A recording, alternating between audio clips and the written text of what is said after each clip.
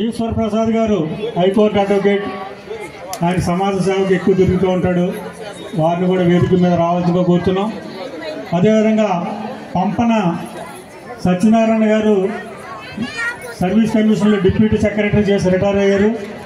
మన రిజర్వేషన్ మీద అనేకమైన పోరాటాలు చేస్తున్నాడు. నిమ్స్ అనిశెట్టి శ్రీనివాస్ గారు నిమ్స్ హాస్పిటల్లో పనిచేస్తారు.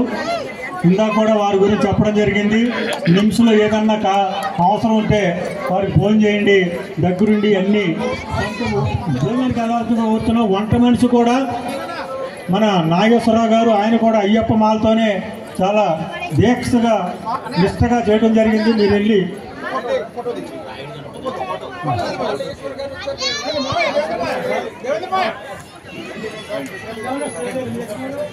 కోళ్ళ ఈశ్వర్ ప్రసాద్ గారికి హెచ్ఎస్ దేవేంద్ర గారు చిరు సత్కారం.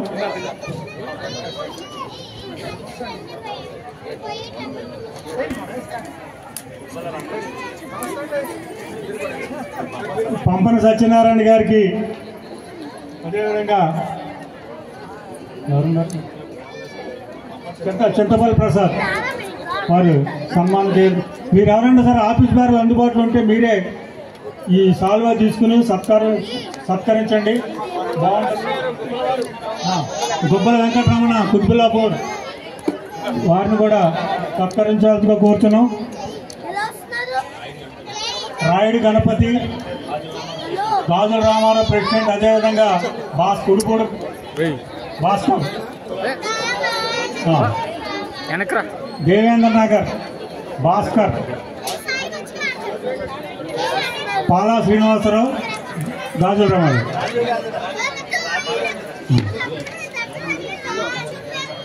ఎల్లంబండ రామకృష్ణ గారు మొన్న వనభోజనాలు చాలా సక్సెస్ఫుల్గా నిర్వహించడం జరిగింది. వారిని కూడా వేదిక మీద రావాల్సిందిగా కోరుతున్నాం.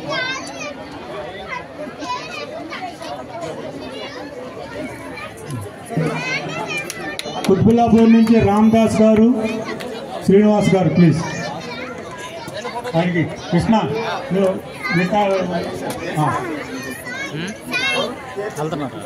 మంచు శ్రీనివాస్ బిహెచ్ఎల్ కుత్బుల్లాపూర్ రండి ప్లీజ్. కుడిపూడి భాస్కర్ గారు, వీళ్ళ అత్తవారు గుబ్బలారంట, ఎంతసేపు గుబ్బలాల గురించి చెప్తూ ఉంటాడు ఈయన. కట్టా సురేష్ గారు,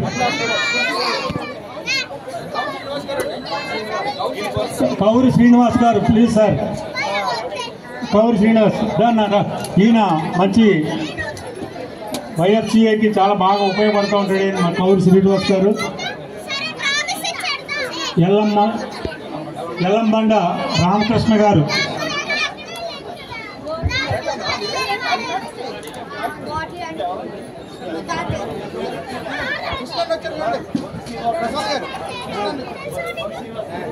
బొత్తి శ్రీనివాస్ రైట్ ప్లీజ్. కప్పండి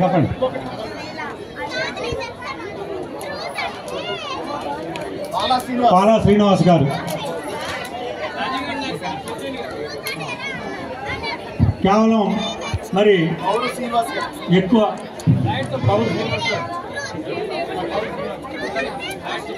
రాయుడు సుబ్రహ్మణ్యం గారు. ఒక వైఎఫ్సిఐ నుంచి దంపనపల్లి శ్రీనివాస్ గారు మాత్రం ఈ సభను ఉద్దేశించి మాట్లాడతారు. దయచేసి ఎవరో అవకాశం లేదని మాత్రం అనుకోవద్దు, ఎందుకంటే చాలా కార్యక్రమాలు ఉన్నాయి. ప్లీజ్ దంపనపల్లి శ్రీనివాస్ గారు. చిన్నబాబు గారు, దంపనపల్లి శ్రీనివాస్ గారు దయచేసి 2 నిమిషాలు సభను ఉద్దేశించి మాట్లాడాలి.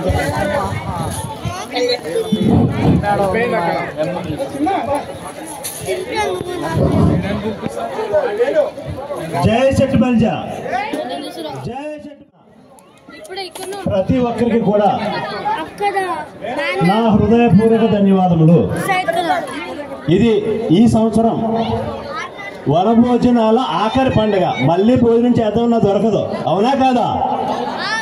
అలాగే శివ పూజ, అద్భుతమైన శివ పూజ. కాశీలో కూడా ఇంత అద్భుతమైన శివ పూజ మనకు దొరకదు, సేవ దొరకదు. అంత మంచి కార్యక్రమాన్ని అరేంజ్ చేసిన ఈ కార్యవర్గ సభ్యులకు కూడా ప్రత్యేక ధన్యవాదములు.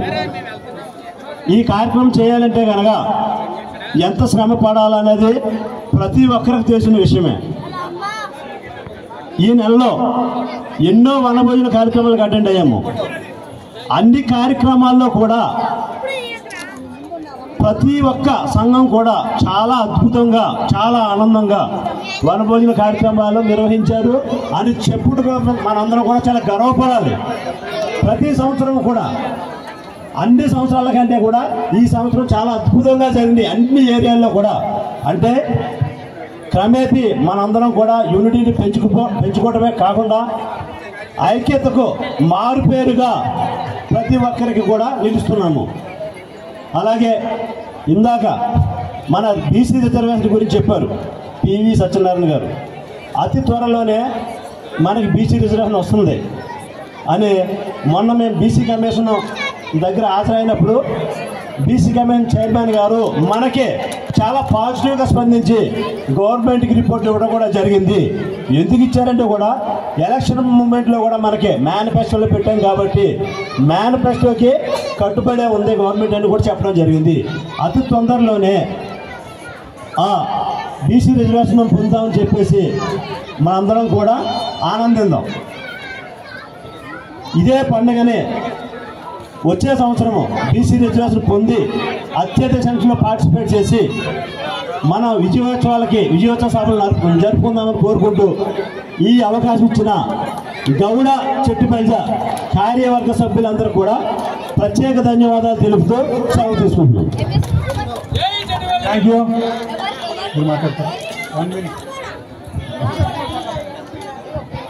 నమస్కారం అండి.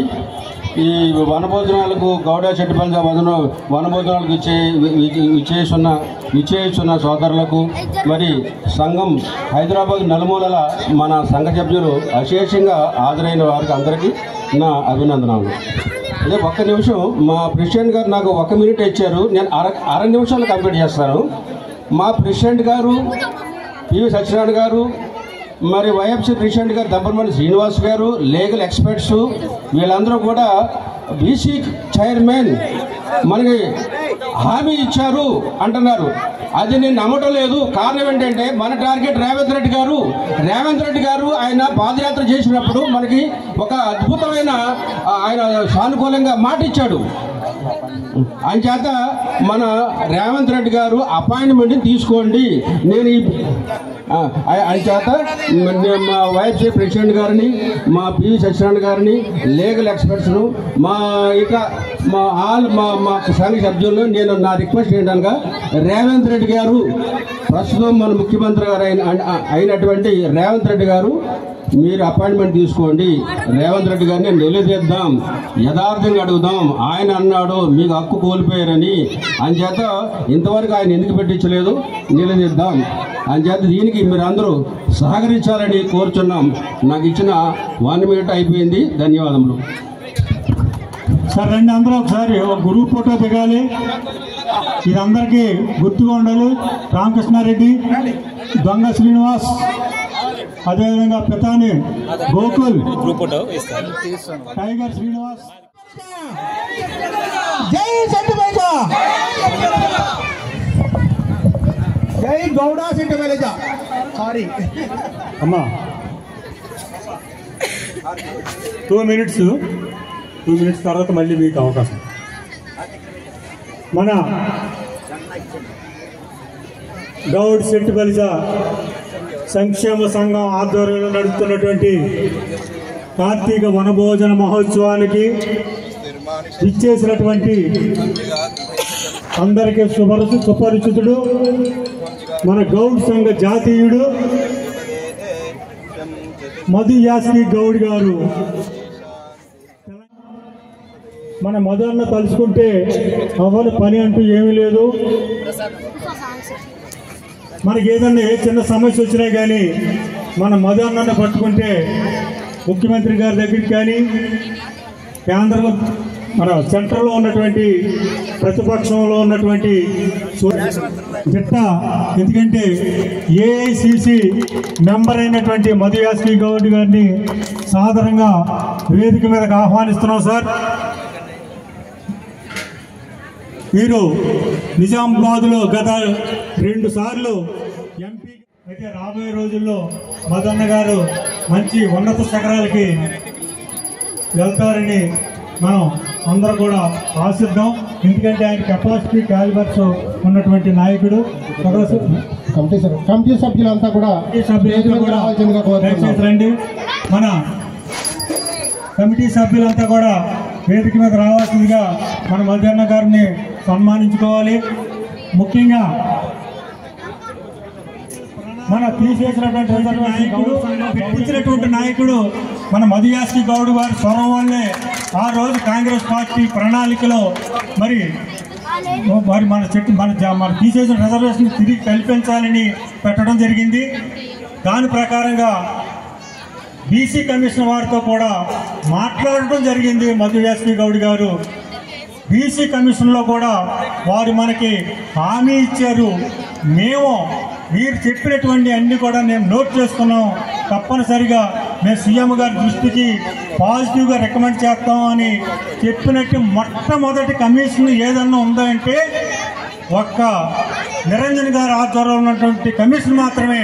అది because of behind the curtain మన మధు యాస్కి గౌడ్ గారు వారు చెప్పినటువంటి సూచనల మేరకు ఈరోజు నడుస్తుందని చెప్పడానికి నేను ఈరోజు చాలా గర్వపడుతున్నానని ఈ సభాముఖంగా మీకు తెలియజేస్తున్నాం.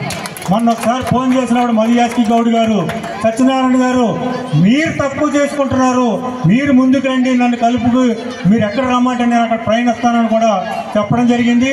వెంటనే మేము నగరంలో ఉన్నటువంటి తెలంగాణలో ఉన్నటువంటి మొత్తం అందరినీ కూడా ఒక త్రాటి మీద తీసుకొచ్చి ఈ కార్యక్రమాన్ని తీసుకొచ్చి మన అన్నగారి చేతిలో పెట్టడం జరిగింది.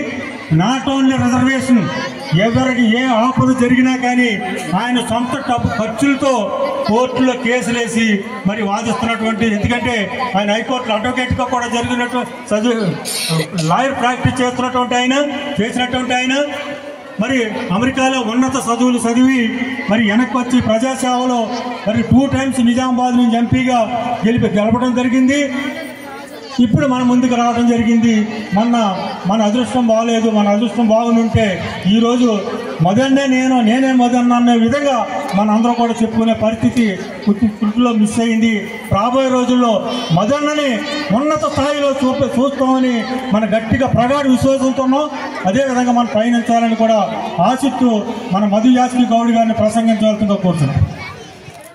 గౌడ శెట్టి బలిజ కుల బాంధవులకి, ఆడపడుచులకి, వేదికలున్న ప్రజలందరికీ కూడా నమస్కరిస్తూ కార్తీక వన భోజనాల శుభ సందర్భంగా ఇక్కడున్న ప్రతి ఒక్కరికి కూడా ఇంటిలాదులకి ఈ కుటుంబం సుఖ సంతోషం నేర్వగలగాలని ఆ భగవంతుని ప్రార్థిస్తూ ఎక్కువ సమయం తీసుకోకుండా ఇక్కడ కుటుంబంతో కలిసి బంధుమిత్రులతో కలిసి సంతోషంగా జరుపుకుంటున్న ఈ కార్యక్రమంలో పాల్పంచుకోవడం సంతోషంగా ఉంది. పెద్దలు సత్యనారాయణ గారు చెప్పినట్టుగా మన ముందున రాష్ట్ర విభజన జరిగినాక అత్యంతగా నష్టపోయింది గౌడ శెట్టి బలిజ కులస్తులు. ఇది అత్యంత దారుణమైన పరిస్థితి. రాష్ట్ర విభజన కోరుకున్నాం తప్ప విభజన జరిగినాక నా వర్గం నా కులస్తులకి ఇంత అన్యాయం జరుగుతుంది ఎప్పుడు భావించలేదు, అనుకోలేదు కూడా. గత ప్రభుత్వం హామీలు ఇచ్చింది. ప్రతి మున్సిపల్ ఎన్నికలప్పుడు జిహెచ్ఎంసీ ఎన్నికలు హామీ ఇచ్చి మోసం చేసింది. ఈసారి కాంగ్రెస్ పార్టీ ప్రభుత్వం ఏర్పడుతున్న ఎలక్షన్ క్రమంలో ముఖ్యమంత్రి దృష్టికి ఇప్పుడున్న బీసీ వెల్ఫేర్ మంత్రి పొన్నం ప్రభాకర్తో కూడా ఎలక్షన్స్ ముందే మాట్లాడి మేనిఫెస్టోలో పెట్టడం జరిగింది. ఇది 101% అమలు చేసి తీరాల్సిందే. అది సొంత పార్టీ ప్రభుత్వం పైన కూడా ఆ ఒత్తిడి తీసుకొచ్చి ఇక్కడ ఎలక్షన్స్లో గెలుపోవడానికి సంబంధం లేకుండా మీ కులస్తుడిగా, మీ బాంధవుడిగా, ఈ ప్రాంత ప్రతినిధిగా నా యొక్క బాధ్యత, ఆ బాధ్యత నెరవేరుస్తానని హామీ ఇస్తూ అతి త్వరలోనే బీసీ కమిషన్ ద్వారా ప్రభుత్వం తగు జీవో తీసుకొచ్చి సవరించి మన బిడ్డల భవిష్యత్తు, పిల్లల భవిష్యత్తు బాగుండాలి, వాళ్ళ ఉద్యోగ ఉపాధి అవకాశాలలో, చదువులలో కూడా అన్ని రిజర్వేషన్స్ పాటించాలి. ఈ 10 సంవత్సరాల కాలంలో మన పిల్లలెంతో నష్టపోయినది.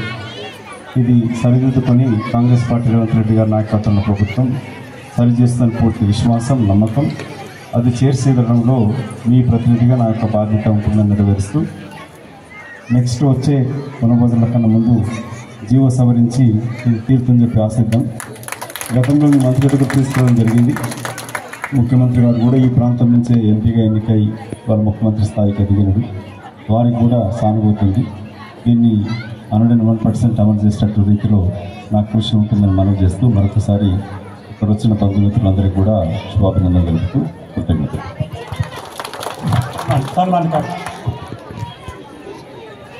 అన్నగారు చెప్పడం జరిగింది. ఏం చెప్పారంటే తెలుసు కదా మీరు, నా సంఘీయులకి అన్యాయం జరిగింది. తొందరలో బీసీ కమిషన్ రికమెండేషన్ ద్వారా ముఖ్యమంత్రి గారి దగ్గరికి వెళ్ళి జీవో సవరణ చేయించి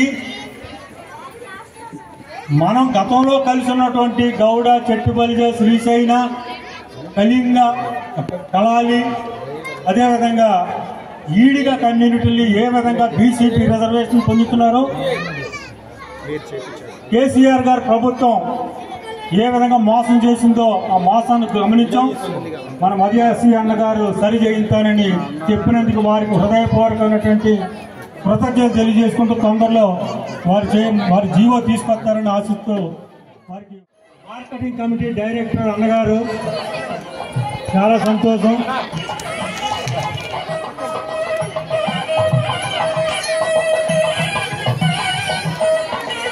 మన వీరవల్లి కనకరత్నం గారు ఎవరికి ఏ సహాయం కావాలన్నా కానీ వెంటనే పనిచేస్తున్నారు.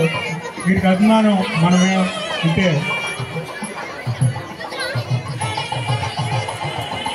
చాలా సంతోషం సార్. మాకు అత్యంత ఆప్తుడు మన శివ, మా కుటుంబం శివ గారు లాస్ట్ టైము ఈయన కార్పొరేటర్గా పోటీ చేయడం జరిగింది.